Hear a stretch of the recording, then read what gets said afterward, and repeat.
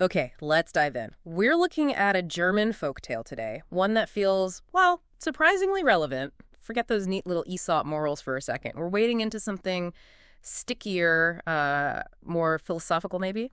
It's called Der faule Heinz, lazy Heinz. It really is fascinating because the story, it's just this perfect and, yeah, hilariously ironic look at the law of unintended consequences. Right. I mean, it's not just about being lazy. It's more about how this deep, almost, spiritual dedication to doing absolutely nothing actually takes way more effort. Yeah, and elaborate planning, way more than the simple thing he was trying to avoid in the first place. Exactly. So your mission today, as you listen, is really to track Heinz's journey, this escalating quest for total ease, perfect rest, and try to figure out why his methods just kept making things more complicated until, boom, hilarious disaster.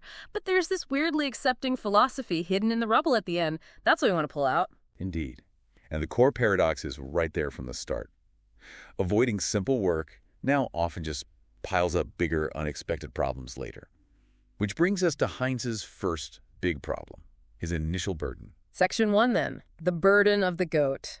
Okay, so when we first meet Heinz, his life seems incredibly easy, right? Absolutely minimal. His only job, take his one goat out to pasture every day. That's it. It sounds pretty simple. Yeah. Yet, the story tells us every evening he'd come home and just sigh. Sighing over walking a goat. He saw it as this heavy burden, a laborious business, year after year. Okay, but hold on. What was so bad about it? It's not like he was chopping wood. He's just walking. With goat?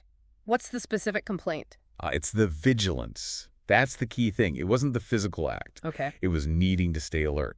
He actually complains, let me see. Yeah, he says if he could just rest, he'd only lie down and sleep. But no, one must keep one's eyes open. Right, because the goat might wander off or chew on a young tree or get into the neighbor's garden. Exactly. It demanded his attention. And that constant mental energy, that stopped him from reaching his goal of, pure, undisturbed rest. It's actually a pretty deep insight into, extreme laziness. Physical work, maybe okay, but having to pay attention, that's the real chore. Precisely. And so, to escape this tiny daily mental tax, Heinz comes up with his first big idea, his first solution. Which is? Marriage. Marriage, of course. The logical leap. He decides he has to marry Dick Trine, Fat Trine, specifically because she also has a goat. Ah, the strategy. Delegation. She can watch both goats. She herds both. He achieves vigilance-free existence forever. But the irony is just immediate, isn't it? His solution is so much bigger than the problem. A lifelong commitment to avoid a short walk. And Trine's parents, they apparently agree, saying, like attracts like. Which I guess is fair enough in this case. Heinz is just relieved. He only needs to recover from his own laziness, as the text says. Sometimes he'd go along with Trine. But not really to help, right? No. He said it was so that the rest afterwards tastes even better. Using tiny bits of effort just to make doing nothing feel even better. Wow. Okay. That's a philosophy. It is. But as we get into Section 2, escalating the quest for rest, we find out, delegation doesn't quite work out. Because Trine, she's just as lazy. The story says she was not less lazy than Heinz, so they thought they'd solved it by doubling the workforce. But they just doubled the desire to avoid the work. Right, so Trine starts complaining too. She finds herding 2 goats is still too much, but her complaint is different. How so? It's not the walking, it's the noise. The goats bother them with their bleating, wakes them up too early. Ah, so even having someone else do the work is disruptive if it disturbs their ultimate goal. Total peace and quiet. Exactly. The livestock are just too present, too alive. So delegation failed. What's next? Automation. Pretty much. They come up with solution number 2, the ultimate fix. They'll trade both goats for a beehive. A beehive? Wait, how's that easier? Goats walk. Bees need boxes, maintenance. You have to deal with swarms, getting the honey out. That sounds like way more work. But see, you're thinking practically. They're thinking passively. Explain that. Bees represent the dream. They need no guarding, right? No herding. They fly out, do their thing, find their own way home. Okay. And they gather the honey without making the slightest effort. That's the key phrase from Heinz or Trine. The actual work, the flying and collecting, it's outsourced to nature itself. Wow. Yeah. Okay, it's like the ultimate passive income scheme, but with insects. Exactly. And Heinz, he loves it, calls Trine's idea sensible. And he adds his own justification. Of course he does. He says honey tastes and nourishes better than goat milk and can also be stored longer. See, it's not just laziness, it's practical. It's about future security. Brilliant rationalization. And you know what? At first, it actually works. They make the trade, the bees buzz away, and by autumn, they have a whole jug full of the finest honey. Maximum output, minimum input. They've cracked it. They think so.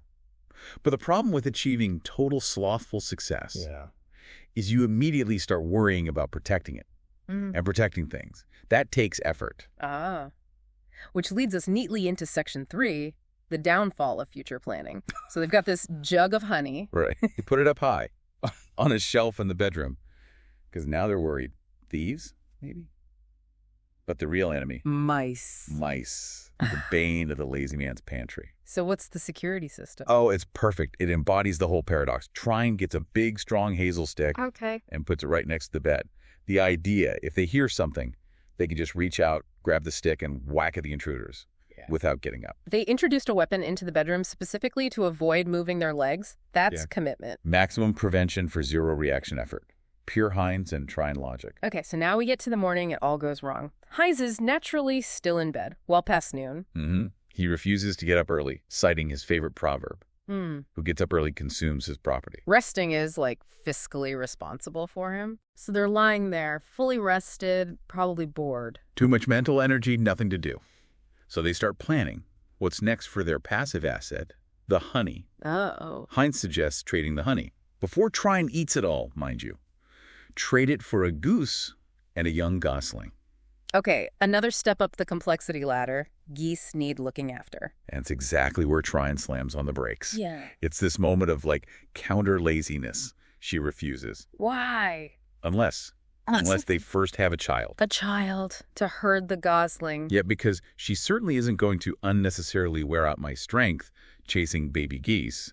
She needs delegation for the next phase of non-work. So the entire goose project depends on a hypothetical child they don't have. And it gets better. Heinz immediately starts worrying about the hypothetical child being disobedient. No. Yes. He's already anticipating problems. Says kids these days, they don't listen, think they're smarter than their parents. He even references some story about a servant boy who chased birds instead of finding the cow. They're arguing about parenting styles for a kid who doesn't exist to manage livestock they don't own, funded by honey they haven't sold yet. It's pure idle minds creating chaos. This non-existent, potentially naughty child becomes the flashpoint. And Trine. Trine gets furious. Yeah. Just the idea of this future disobedient child sends her into a rage. And what does she reach for? Oh no, not the stick. The hazel stick. The one placed there specifically so she wouldn't have to exert herself. Don't tell me. She goes, "This is how I will strike him," meaning the bad child. And she swings the stick to show him. And hits the honey jug. Hits the honey jug, smashes it.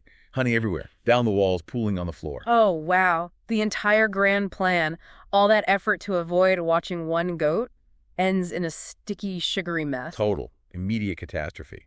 The system designed to prevent all effort creates the biggest cleanup job they've ever faced. The irony is just chef's kiss. But this is where it gets really interesting, right? Section 4, the philosophies of acceptance. What happens next? You'd expect yelling, blaming. Nope. Instead, Heinz finds relief, profound relief. Relief in the middle of spilled honey. He looks at the mess, and his first thought, the goose and gosling they were planning, ruined. Need no guarding, he says. The disaster solved the problem of future responsibility. Exactly. The whole complicated future just got wiped out by the stick. He actually calls it a fortune, and the jug didn't land on his head. Wow. And then he delivers the defining line. We have every reason to be satisfied with our fate. Failure has freed him. Freedom from the burden of planning. Freedom from vigilance. The disaster gave him the very simplicity he was chasing through all that complexity. It's this incredible embrace of fatalism and, well, laziness. So what's the final act? Oh, it's beautiful. Yeah. He sees a bit of honey still clinging to a shard on the floor. He reaches down without getting up, of course, scoops some up. Naturally. And suggests they just eat that little bit. And then rest a little after the fray. Because, after all, the day is still long enough. Just rest more. After the disaster caused by trying to rest perfectly. And Trine. She's completely on board. She's found peace in having zero future plans. She even quotes another story about a snail. A snail. Yeah, a snail invited to a wedding, sets off, arrives super late for the christening instead, then trips over a fence and concludes, haste does not do good. Slow and steady, or maybe just slow. They find harmony in total inertia. That's the paradox of lazy Heinz, summed up. Right. So the sequence, one easy goat leads to marriage, which leads to complex bees, which leads to shattered honey. Total disaster.